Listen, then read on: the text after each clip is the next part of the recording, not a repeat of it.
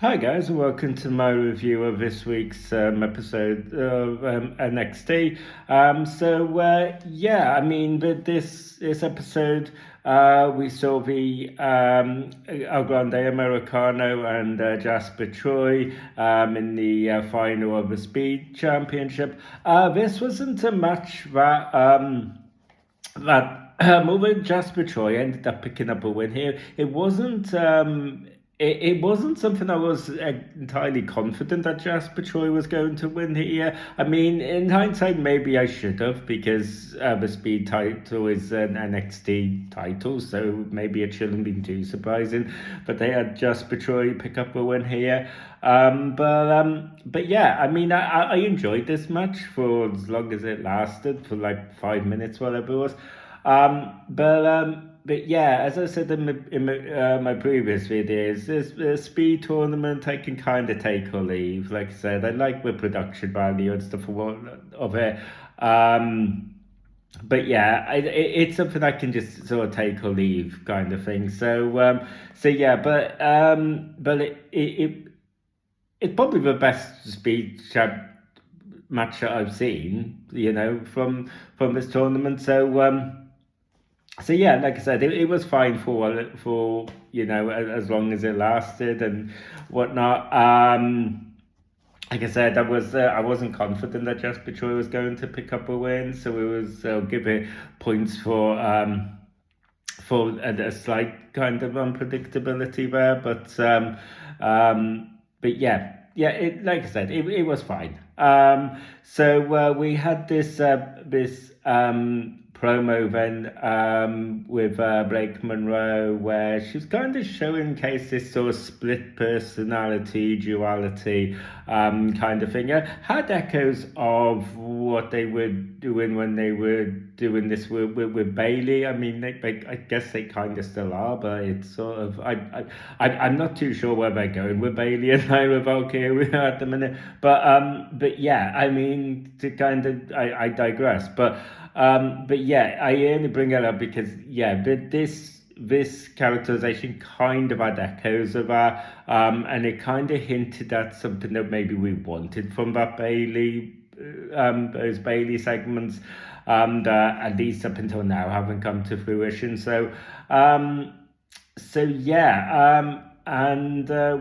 We then kind of moved on to this backstage segment with Sol Ruka basically getting cleared, and wanting to have a match between Blake Monroe next week on the Gold Rush. The fact that you had these two segments, and as a big fan of Sol Ruka as well, I think Sol Ruka is one of the best talents that I'm just personally a fan of. I'm just really a big fan of her in-ring work. The Soul Snatcher is arguably the best wrestling move I personally like at the minute. So all of these kind of some dark omens for Sol Ruka here. I mean, I do feel that something's gonna happen. No,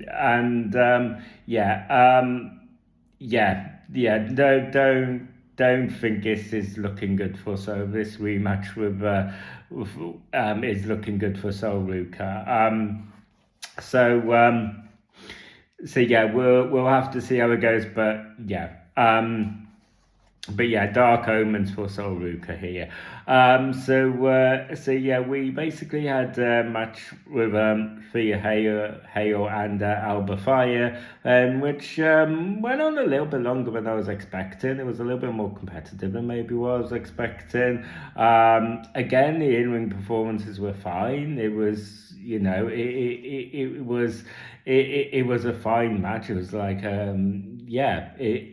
we had a backstage segment with Jordan Grace here, and continuing the build for our rematch against Kalani Jordan. We had the Dark State brawl with Javon Evans and Leon Slater. And again, this was just another really great showcase of just what great in-ring workers Javon Evans and Leon Slater is. I mean, it's taken some time for me to kind of just warm to Javon Evans, but yeah, just this guy's athleticism and just his in-ring performances is just undeniable. Like the stuff that Javon Evans and Leon Slater just doing it's phenomenal. It really is. So yeah, just a big kudos to them and their ring work. We basically had the main event here, which was the last man standing title match between Ricky Saints and Trick Williams. Really strong last man standing match again. Still a little surprised that they put this on just on a random episode of NXT, especially with like a 2-week gold rush just around the corner. Even surprised, even more maybe surprising that they had the title change hands here as well. So yeah, just really solid match. Really elevated this episode of NXT. I think from not that this episode of NXT was bad, but it was just all of this, everything that went down in this episode of NXT was just it was fine. It was it wasn't good. It wasn't too bad. It was just fine. And then, so we had this main event that really kind of elevated it. So maybe that was kind of a method in their madness of them doing it here and not on Gold Rush. Who knows? But yeah, it still did feel a little bit odd when they have these big stipulation matches. I end up in it's a really significant title change as well, and you don't do that.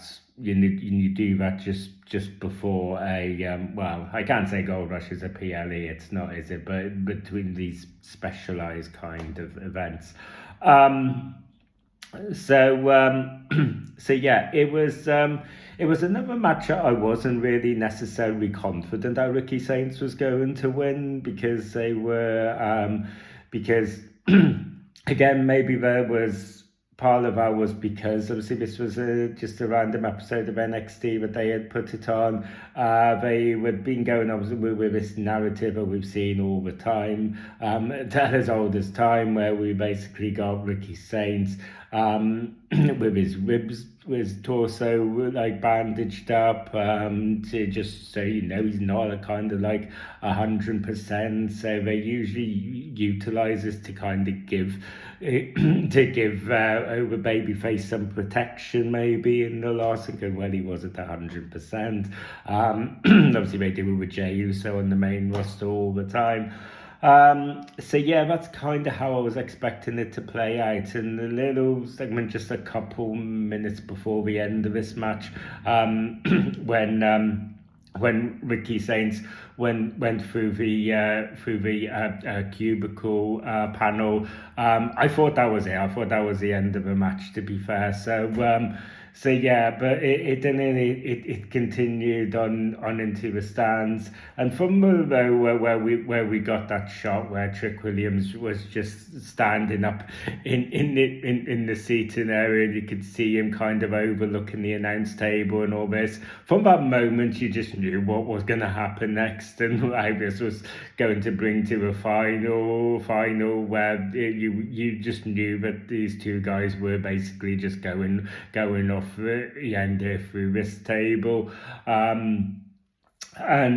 although you saw it coming, doesn't distract from how just awesome it was that it actually happened. You know what I mean? Just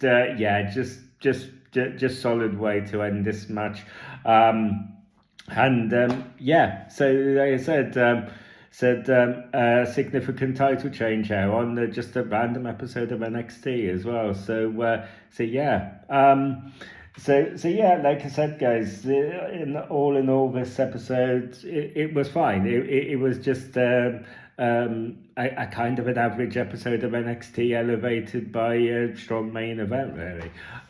So yeah, that's pretty much all I gotta say. And yeah, so thank you guys for taking the time to watch this video. If you like this video and you want to see more, don't forget to ring a bell for notifications. Don't forget to like and subscribe. Feel free to let me know down in the comment section about what your thoughts of this episode of NXT were, as well as what predictions maybe you've got for NXT Gold Rush over the next couple of weeks.